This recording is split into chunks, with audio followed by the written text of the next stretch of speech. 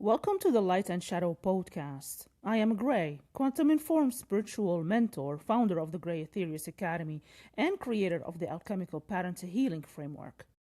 I work at the threshold where insight alone stops working and real transformation begins. This is the space for the spiritually aware who are ready to go deeper than healing has taken them. Today's conversation is about meditation, but not the kind you find in wellness apps or corporate mindfulness programs. We're talking about meditation as survival, as the thing you do when everything else has failed, when the noise in your head will not stop, when you have run out of places to run. My guest is Mark Shinji Blacknell, a Marine veteran, former Teamster, working class kid from Philadelphia who spent 20 years in chaos. PTSD, anxiety, depression, 2 stints in jail, divorce, more close calls with the law than he can count. That's a lot. You know an awful lot about me. He tried everything. And then he found something so simple it almost sounds too simple. Sit down, face the wall, be quiet for 5 minutes. That practice, which he called a stare at the wall, saved his life. And now, as a community engaged Zen Buddhist street priest, he brings that same stripped down, no nonsense approach to seniors, people in crisis, and death row inmates. No mysticism. No spiritual bypassing. Just the practice of showing up and sitting still when everything in you wants to run. Before we start, I want to say this. Some of you listening may have tried meditation and given up. Some of you may think your mind is too chaotic for it to work. Some of you may be in the middle of your own chaos right now. All of those experiences are welcome here. This conversation isn't about transcendence or enlightenment. It is about what happens when you stop running and face the wall. Mark, welcome to the Light and Shadow podcast. Well, thank you. That was quite the introduction. Yeah. I'm definitely not a priest, by the way. I just want to make that clear. No, I mean, as a Zen Buddhist. Aren't you Zen Buddhist kind of priest or Yeah, you're not in that level? No, I'm what's called an entrusted lay person, but I stepped back from the tradition. Now I just practice nothing. I'm a teacher of nothing, a practitioner of nothing. I stare at the wall. Yeah. That is beautiful. That is beautiful. Mark, you have said you spent about 20 years in chaos before finding something that actually worked. What was the moment where you realized you couldn't keep living the way you were? Well, my daughter was about to be born. So nothing wakes you up like being a potential father. So as soon as I realized I was going to be a dad, that's when I really started looking for help. Now I started in traditional mental health. I went to what's called a vet center here in the United States. It's for veterans. So I went in and I just told the psychologist, who was kind enough to listen, that, something's wrong and I need help. And that's really what started everything. Because in order for meditation to help a person, I had to be relatively stable. Yeah. It's not going to cure you. So I always advocate a combination of things, modern medicine, therapy, and meditation. Because I've seen people who have started to feel better through their meditation routine, quit their meds or quit their treatment, and it never works out well. So I advocate a kind of a combination. and little steps of getting help pointed in a certain direction. So it's safe to say it wasn't a dramatic revelation, it was exhaustion. You'd run out of road, run out of strategies, you run out of ways to keep the system running. Exactly. Yeah, it was just, I was tired and I realized I can't live like this anymore. I certainly don't have the space to be a good father unless I start addressing my own issues. So the first step was just admitting that I needed help, which is hard, Yes. especially if you're a Marine or you're a self-sufficient person. And also, when you're feeling like that, when you're depressed or you're suffering from anxiety, you don't really have the space to understand how simple the situation is. Everything seems complicated. You don't even have enough energy to wake up. I didn't even have enough energy to wake up in the morning. Every day I would be like, how am I going to make it through this day? So I didn't have space to think, well, I could just look in my community and walk into a clinic and that could start it all. Yeah. You know, you can't think that clearly. So I think the key is to just admit you need help and then take one step at a time. Yeah, that's the first step, correct, is admitting. And many people hit rock bottom but do not change. What made you decide to stay with the process instead of going back to old patterns? Well, that's a good question. I think the unique thing about meditation is that it helps you hear kind of, because all your sensory stimulation is stopped. You're just facing a wall, which is what I advocate, and you're still and you're silent. You start to hear all those little voices that are constantly popping up in your head, all the memories, all those bad, I mean, in a simplistic sense, it's the bad feelings and the lack of self-worth that kind of talks you out of doing what you already know is right. And so I think what it helped me to do was, okay, I'm going to sit here every day, no matter what I tell myself. So it kind of gave me a routine, a practice, you know, where I actually put my body physically in a position. And I think that wore off on my mind. You know, it's like, just sit. So just sit has many implications now. You know, it could be just take your car in and get the oil changed because it needs it. So just sit kind of took over my whole life. You know, just do what you already know you need to do without making excuses. It's not the decision to start, but the decision to keep showing up when nothing feels like it's changing. Right. It's a slow process, that's for sure. Yeah. Mark, your practice is called Stare at the Wall. Why something so simple and stripped down? Well, I think, you know, there's a tradition in Zen, by the way. This is not anything new.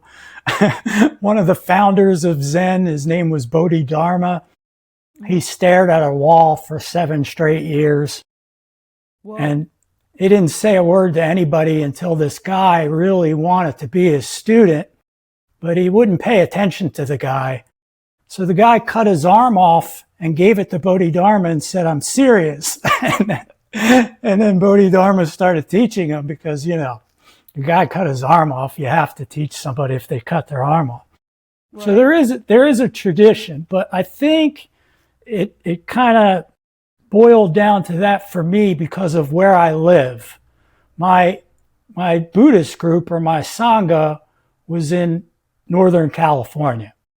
So it's a certain culture there, but I live in the South of the United States, very conservative place. Yeah. So the people I interact with at work and in the community are not, you know, seeking alternative spirituality. They're not using the typical terms.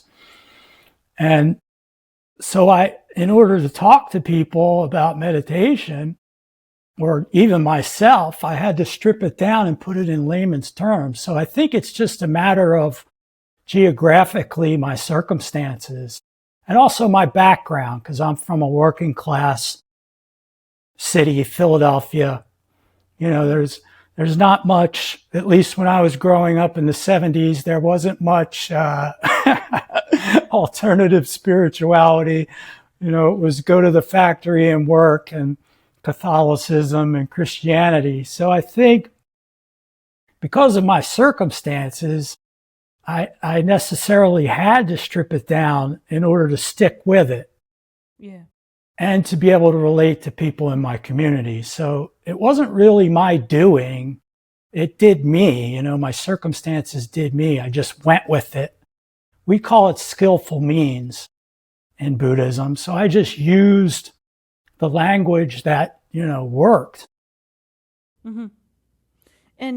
And what happens psychologically when someone sits with themselves in silence after years of avoiding their inner world? Well, each person is different, that's for sure. Some people don't stick with it. Some people do stick with it. Some people get benefits. Some people don't. That's why I don't promise anything. But what I can tell you in my personal experience is some days it was a living hell. It was very, very, very painful to sit and face all of this stuff. It still is. I mean, some days I sit down and the 30 minutes goes by quick. You know, I start people at 5 minutes because that's kind of a realistic approach, you know, to get people started in a routine. But the real practice is 30 to 40 minutes per day, every day, you know, for a year straight or more. And that 30 minutes can be very, very, very painful. But that voice comes through. Just sit, stay still. Don't get up. Don't make an excuse. And in time, if you do that long enough, whether it's easy or it's hard, it doesn't matter anymore because you've kind of trained yourself. You know, it's kind of like an athlete trains themselves. Yeah. Like a marathon runner, you know, they get to a certain point. A normal person would say, I'm just going to quit. My whole body's breaking down. But a marathon runner just keeps going somehow. Right.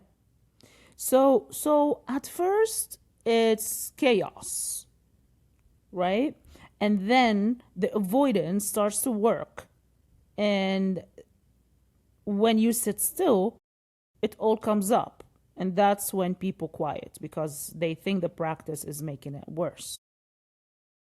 Right. And they don't think they're changing or they don't think things are happening quick enough. So they give up. But the thing is, like for me, I didn't start noticing a difference in myself after about 6 months straight of doing it. Other people started to notice, you know, they were like, what's up with you, man? You know, you seem a little calmer. You're not complaining. You seem a little happier. Other people started noticing. So if I would have set some sort of goal and thought, you know, if I don't get better or feel better by this time, I'm going to quit, I would have quit. But it's because I didn't have any expectations. Right. I just listened to what my teacher said. And this guy, I read this book called Zen Mind, Beginner's Mind by a guy named Suzuki Roshi. And he basically said, just do it. You know, I'm going to talk to try to encourage you, but ultimately it's up to you. And you're really not going to get much from it unless you just do it without expecting too much from it. So I trusted that, you know, it just felt right. This person's not promising anything. They're just saying, give it a try. What could I lose from that? Right. You know? Yeah. And that was the key to it all.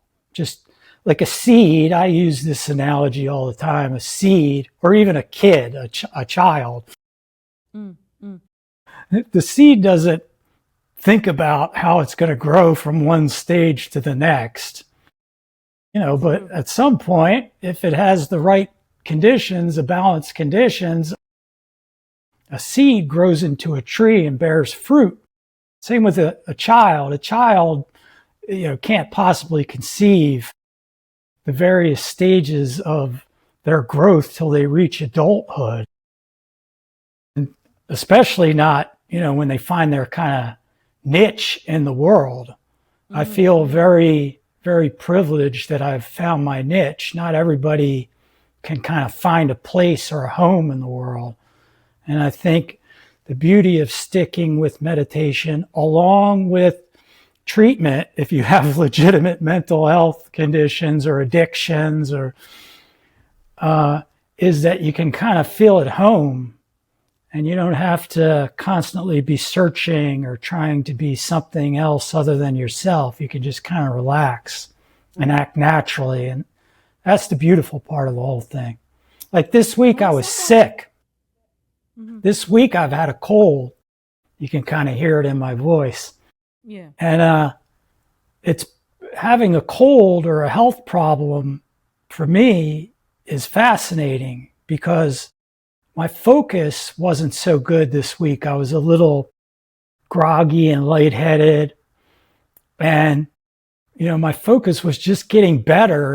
And how do you wade through this kind of cloudiness in your head when usually you're so focused, Mark, Mm-hmm. I could have easily thought, oh no, going back to being unfocused again. But I could kind of look at it and say, well, I'm sick. Give yourself a break, man. You don't have to be so focused. You need to heal. Nobody tells you to take a break when you get some type of sickness. Right. Nobody's telling you, hey, stop, just relax right now. And if you have a mental illness or you're suffering from depression or you're overstressed, you're sick. So the first thing we have to do is, give ourselves a little space. Yeah. And then figure out how to, heal. Right. And when someone says my mind is too chaotic to meditate, what do you tell them? That's normal. I told myself that as well. I've heard it all. I have ADHD. I can't sit still for more than a second. Mm-hmm. I've heard them all, but that's just those little voices coming in, telling you that you can't. But how do you know that's really you? Maybe sit anyway, even though you're telling yourself that. That narrative may not really be you. So I always say, that's normal. Just keep sitting, stare at the wall. That's why the book and everything's called Just Stare at the Wall, because you got to cut through all that nonsense and all those excuses and those self-defeating voices and just do it. The reframe is critical. You're not trying to empty the mind. You're learning to sit with the chaos without being controlled by it. Now, Mark, you come from the Marine Corps and a working class background, as you just mentioned. How did that discipline shape the way you approach meditation? Well, the discipline of the Marines certainly helped, because it does take a lot of discipline to sit still without moving. And in the Marines, you have to sit still without moving a lot, and you have to pay attention to your breath when you're shooting, and also to stay calm in stressful situations. So that set me up well. And some people don't have that background. And I would imagine it would be even more difficult, because you kind of have to put yourself through boot camp. I had already been through boot camp before I went to the boot camp of what we call a session, or other people call a retreat, which is, many, many days. It can be 7 days straight of sitting 12 hours a day of meditation. So it's kind of like a boot camp, but one way or another, you have to go through that boot camp, and you have to put yourself through it. And a lot of people drop out, just like in the Marine boot camp. because you're not signing a contract with the Buddhist government where you're going to get in trouble if you drop out. You might not feel so good about it, not sticking with it, but it's all on you. But my father tells a funny story. He says I was very stubborn when I was a kid, and he bought me this new bike, and he thought he was doing a good thing by getting me on the bike and like trying to help me ride the bike, but I was too afraid, and I would always fall on the ground on the street and cry. And back then he worked in the factory. He was kind of a macho guy. He would get frustrated and call me a sissy and get up and stuff like that. But one day he came home from the factory. He worked the midnight to 8 shift, and there I was riding the bike, the two-wheeler up and down the street. And he was, he couldn't believe it. Like I was riding it like I had ridden it my whole life. But the point is that when I decided I wanted to ride it, I rode it. I got over my fears and I just did it. I found the balance that I needed, despite, the fact that I knew it hurt when I fell and all that. It's all about willpower, decision, being focused, and being disciplined here. And as well, I think that the military discipline applied to you to have this inner work. And many people see meditation as something spiritual or mystical. You present it as something very, very practical. How do you define meditation? Well, it is practical. What I say is very simple. To take care of our bodies, we exercise, we work out. To take care of my emotional and mental health to the best of my abilities. I'm a flawed human being, big time. I still have PTSD and anxiety and all those things. So I try to make that clear. I'm not an authority. I'm just a person that this has really helped. But, to remain as stable as I can be, meditation helps. I mean, it's kind of like exercise in some ways. Now, there is a mystical component, but I think if I went into it chasing some mysticism or some enlightenment moments, it wouldn't have been as effective to me. I've had some mystical, for lack of a better term, experiences. I mean, every day I have them now. Sometimes it feels like I'm on LSD or something, but it's just my normal life. But it's only because I'm paying attention. If you're paying attention to life, you see miracles and mystical things all around you. It could be a shimmer of water or light in the water. It could be a leaf that got caught by a spider web that's spinning around. There's so many beautiful things. It could be my children, a look they get when they look at me or whatever. So there is a mystical component, but I think the key is not to chase that type of stuff because you can't sustain it. Life is beautiful, spiritual moments, but it's also, defecation and putting out the trash and going to the doctor and things we don't like. So I just try to keep it balanced. But it's certainly when you sit in front of a wall still without sensory stimulation like that for years and years, you do start to sense that you're part of a bigger whole. And that anything you achieve, you haven't achieved alone. It's kind of like the balance of nature achieves everything. And we are that balance, whether we know it or not. So really, if we achieve balance in our lives, we haven't really achieved anything. Achievement has achieved itself. So it's kind of like that. That is kind of mystical if you're looking at it from outside. But when you're living it, it's just like, paying attention when you put on your socks. Right. So it's not actually about transcendence. It is about training yourself to not react, to create space between stimulus and response. And Mark, You just mentioned you have experienced PTSD, anxiety, and depression, major life upheaval. What role did still play in processing those experiences? Well, it's pretty simple. It's like, okay, each morning I get up. Mm-hmm. So when you have PTSD, you have dreams. Sometimes you don't sleep so well. You have physical pain, and you can wake up in the morning and all that can be present.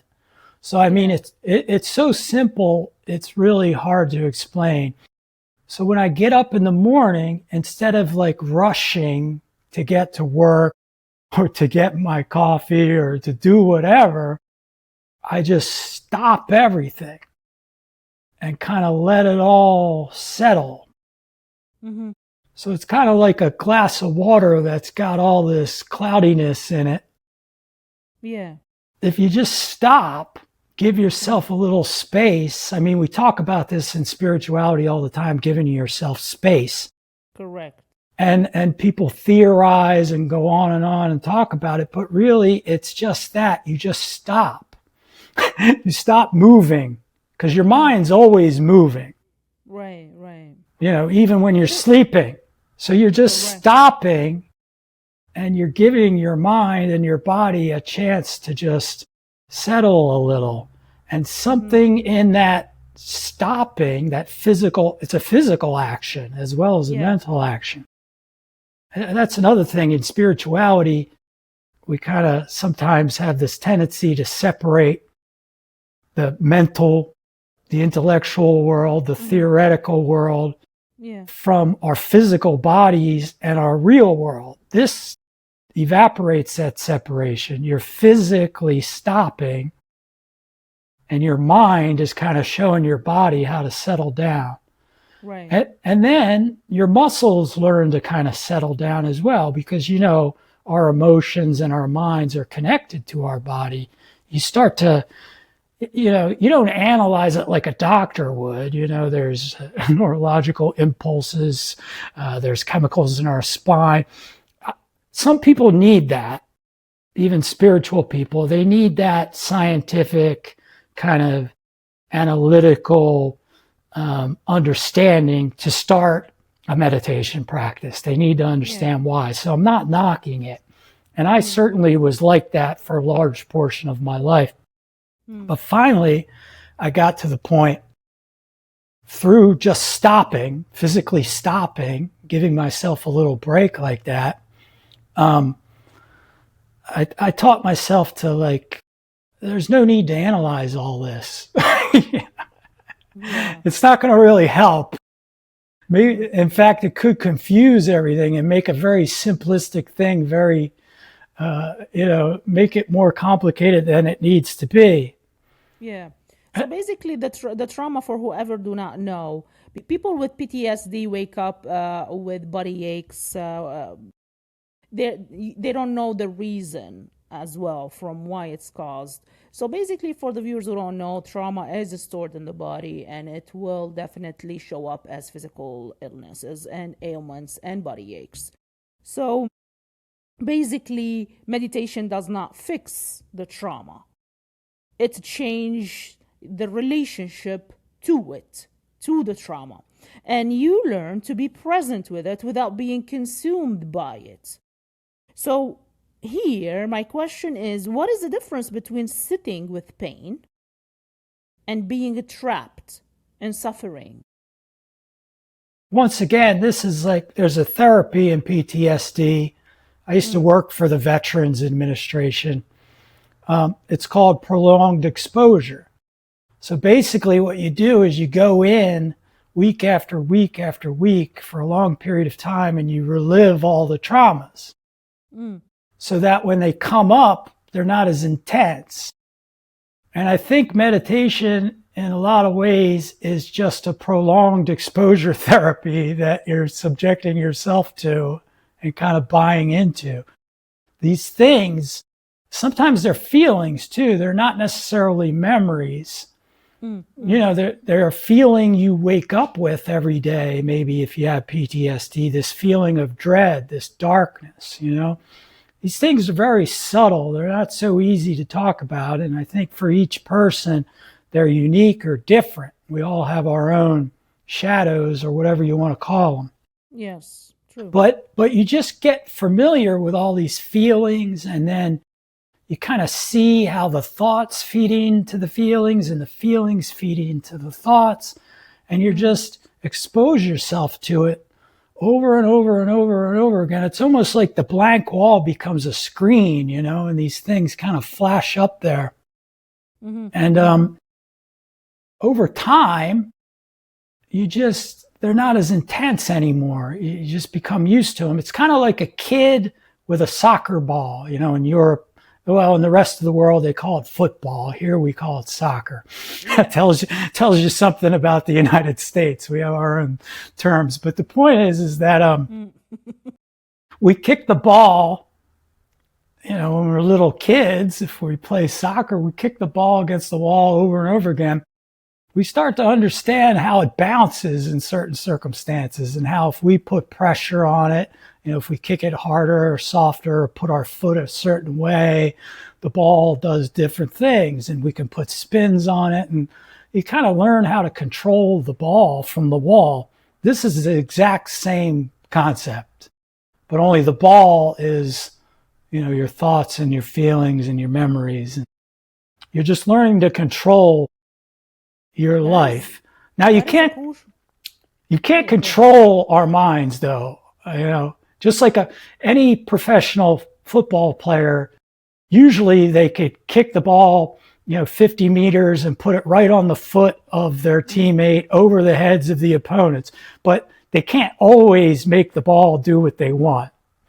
You know, that is actually, you're correct, you know, and that's a crucial distinction. Yeah, we can direct it, but we can't really control what's going to arise, you know? Yeah. So here, what you're trying to say in a simple way is pain is what happens. Suffering is the story, the resistance, the belief that it shouldn't be happening. And sitting still teaches you to separate the two. So your approach strips away a lot of spiritual language. Why do you think simplicity works better for many people? Well, because like I said, it's just practical. It's like, you don't have to go anywhere else. Like with the pain, it's not that, you know, I welcome pain. I love pain. Nobody likes pain.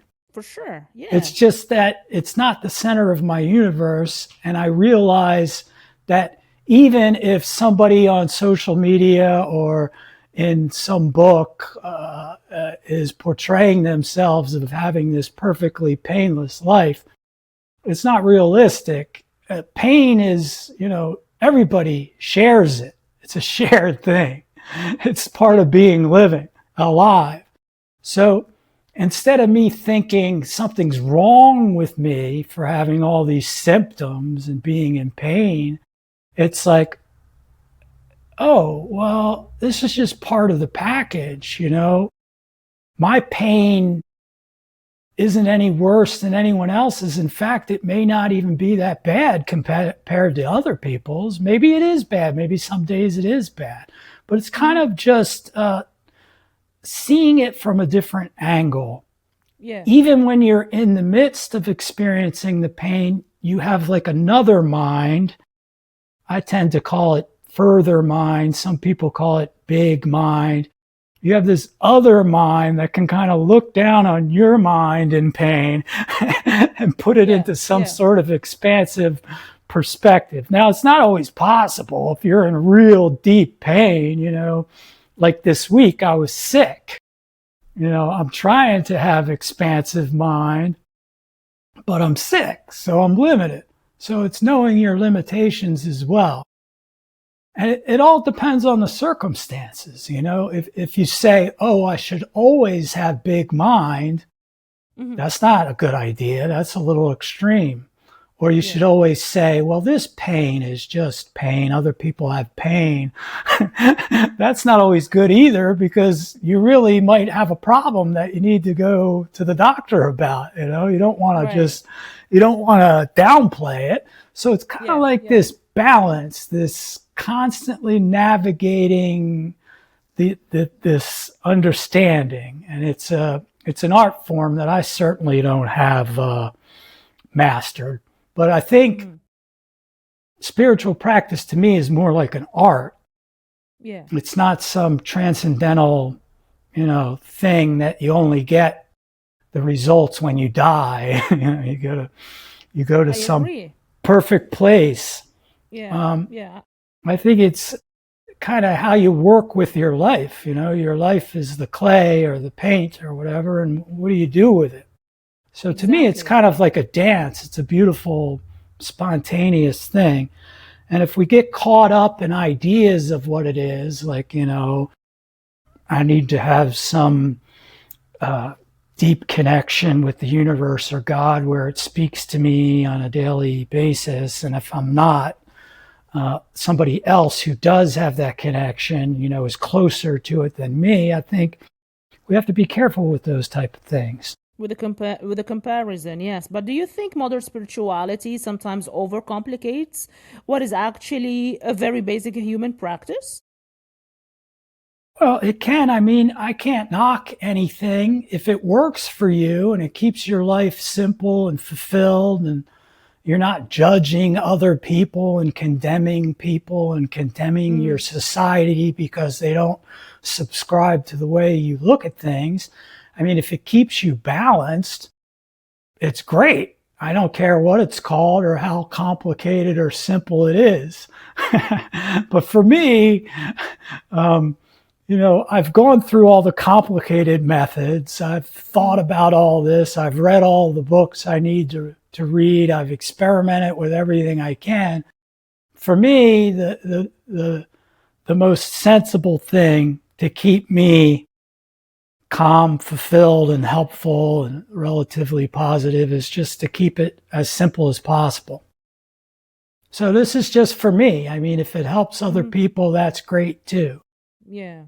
I mean, they say simplicity is bliss, and so is ignorance, though. So, I'm careful. I don't want to be ignorant or ignore the problems of the world, but it's more, what can I direct, or what can I help or change in my little sphere of influence? Even if it's the small steps. Right. And in my opinion, the market always needs products, techniques, levels, and certifications, but the practice itself doesn't require any of that. It's free and it's always been available.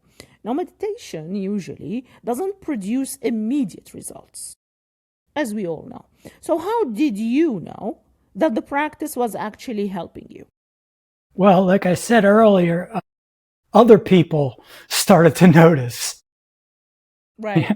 I didn't notice. They will tell you, oh, you became calmer. You're calmer right now. Well, and I didn't tell anybody. I wasn't out preaching, because my teacher and Suzuki Roshi, Zen Mind, Beginner's Mind, said it's not real helpful to go out telling people. Like, if I would have told my mother I was meditating and I was staring at a wall and practicing Buddhism, she would have thought I was joining a cult. She would have got, and I didn't really understand anything, so it wouldn't have done the practice any good for me to go out and promote it or anything like that.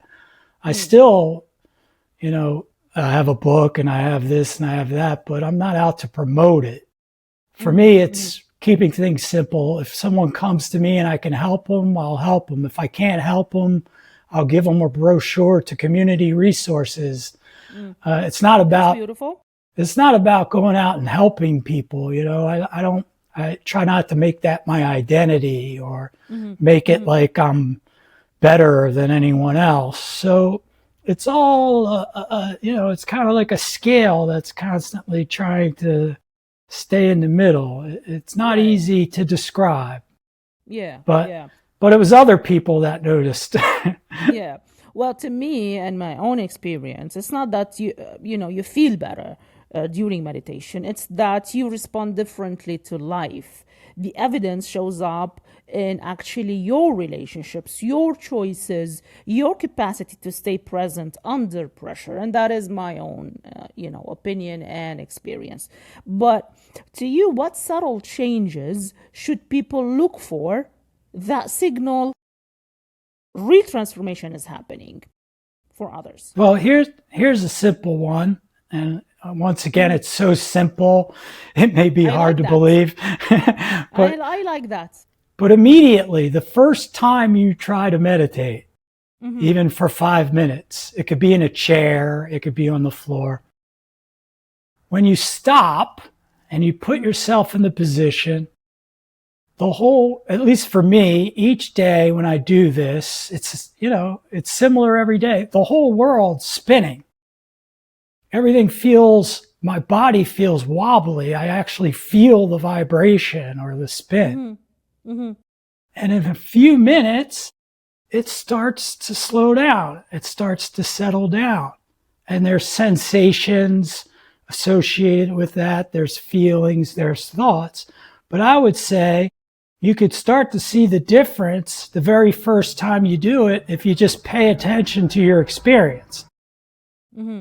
So right away, you can see that it goes from spinning and wobbly to it kind of starts settling down, whether you can handle it or acknowledge it or not, it's going to happen. You might not be able to stop your thoughts right away and things might be getting in the way, but there's going to be something that kind of settles down. It could be a subtle, could be a sense of hearing. You could hear like a little buzz, or it could be a warm sensation in your head. You really got to, if you're paying attention, you'll see something immediately. But that's not a result. You're not like looking for results. You're just noticing. So the marker is noticing, is paying attention to your body always to know what is the difference that from point A to point B right now, or from your first session of meditation to the second session of meditation. Well, you got to be careful with that too, because like if you're measuring yourself, one of the things you can do in the beginning to kind of get in the zone is count your breaths in and out from 1 to 10. Yeah. Now we say don't count past 10. Why? Because if you can count, pay attention to your breath 1 to 10. If you go past that, you might be able to pay attention to 100. Right? You might be able to focus each breath to 100. Wow, I made it to 100.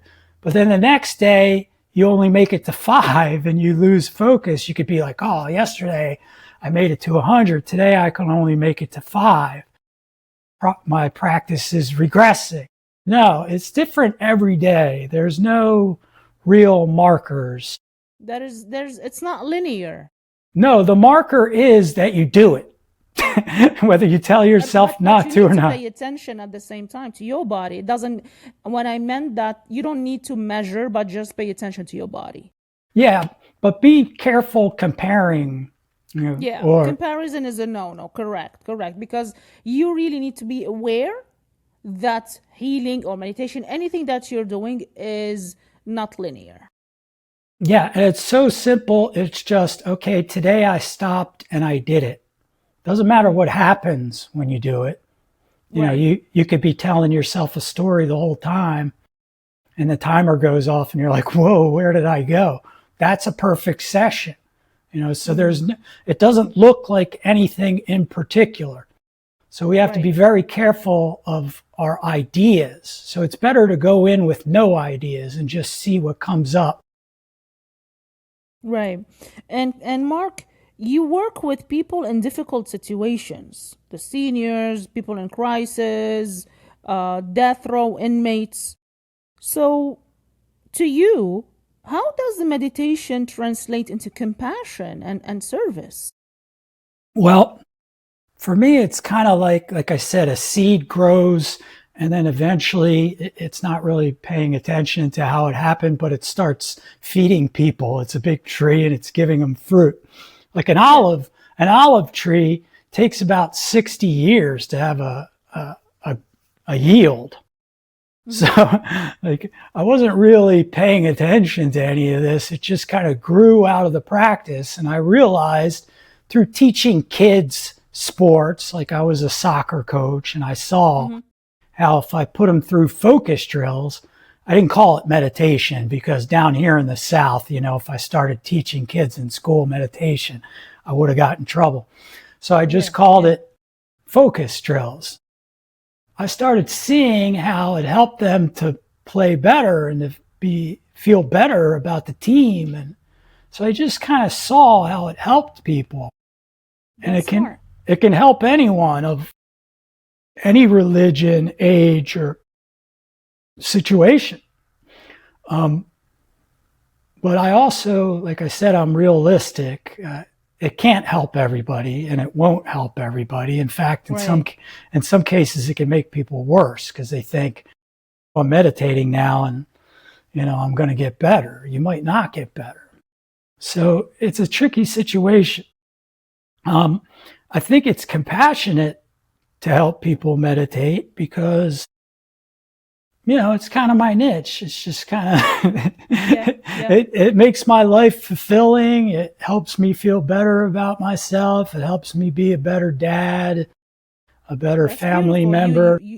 You have space for other people because you're not constantly managing your own inner chaos. Right. And sometimes I am. Like this week I was sick. So I am managing my own sick. See, it's knowing the difference. But I have a good saying that I say a lot. I meditate and show people how to meditate. Number one, for myself. Second, for my kids and my family. Third, for my community. And then last, if there's anything left over, it's for God or nature or the universe. Usually people put God or the universe first. To me, that's dangerous to think we're doing everything for God or the universe. That's a little extreme. Yeah, totally. And some people use spirituality to escape reality. How do you make sure meditation keeps someone grounded rather than disconnected from life when you're teaching someone? Usually my kids or my friends will let me know. So there's some sort of indication or something will go off a little. I'll let something slip and there you go. And how do you correct the course? I just catch myself. I realize, if it's myself that I'm catching, that's one thing, What if someone else how do you keep them grounded and not disconnected? Well, for instance, especially when someone first starts meditating, they'll come to me and they'll tell me about some transcendental experience they had on the meditation mat. And I'll be like, oh, that's great. Don't worry about that. Just keep sitting. And they'll kind of be disappointed that I didn't, say, oh, that's wonderful. That's a great. So that's how I do it. I just get them off that and get them back to the voice that says, that happens, but so does stubbing your toe. Something that's all fine and dandy, but just get back to sitting and paying attention. So it's kind of, people, sometimes they don't like my approach and, they stop working with me. In fact, that's a majority of the people because it's not to make you feel good. It's to sometimes make you feel good and sometimes help you get focused, Sure. And to me, if your practice makes you less functional, if it makes you less relational, less responsible, that is called escapism, because real practice makes you more capable of engaging with reality, not less. And this is how you know you are more grounded, not disconnected from life. So if someone listening right now feels like their life is completely out of control right now, what is the very first step they can take today? Well, they could clean their closet. Could do very That so. is a good thing. They can organize. This is organizing your Yeah, house. Yes. yeah. They could Yeah. just do something simple, like start somewhere. Yeah. And Yeah. they don't have to jump right into meditation. They could go to the doctor, figure out Right. how to Right. get to the doctor and get a checkup, or if their tooth hurts, they can go to the dentist, figure out a way to get to the dentist. You know, sometimes that's it. It's just simplifying everything almost on a molecular level. What Right. one thing can I do right now to, Right. to help my situation? Now, that's easy to say if you're not in the middle of crisis. Sometimes I still wake up overwhelmed, like, man, how am I going to get through this day? But that's the beautiful thing about meditation, that it always, somehow it just takes all this static and brings it down to a focus point. But not everybody has that. So really, it just starts with making a decision to take whatever problem it is you think you have seriously. And I think a lot of our viewers can relate to what you say about being sometimes overwhelmed, not knowing what to do, not knowing how to start. And I second what you said about organizing your closet, because this is a way to organize your thought, even to declutter the chaos inside of you, so you can think straight and you gain more clarity. And for some of you, you can start just 5 minutes, face the Yeah. wall. And That's it, I not would, as a solution. right. And I would say stay offline. don't Stay go down, offline. don't go down those rabbit holes of searching your symptoms and asking AI and digging into Right. all that. I think it complicates things, and it actually causes people to identify with problems that they may not even really have. So the first thing is to okay, is this really a problem that I have here? And maybe don't diagnose it so much.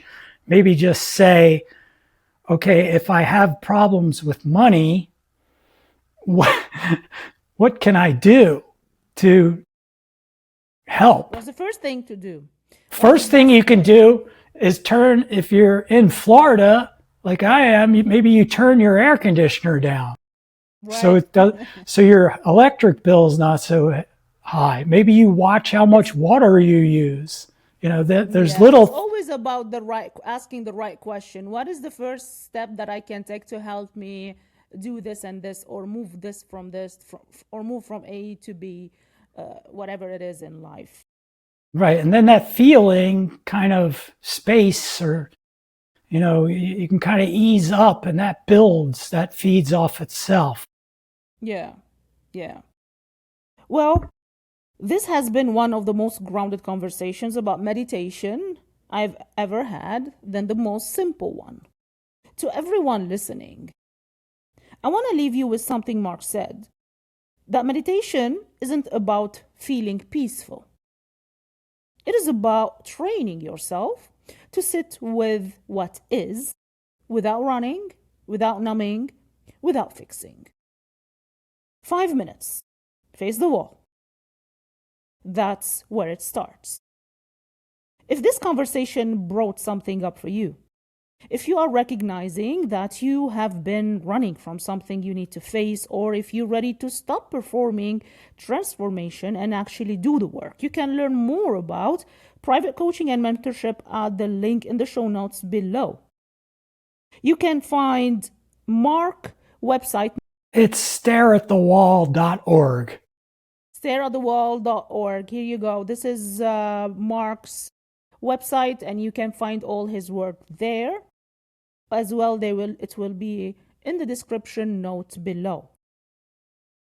If this conversation simply left you with the question, can I sit still for 5 minutes?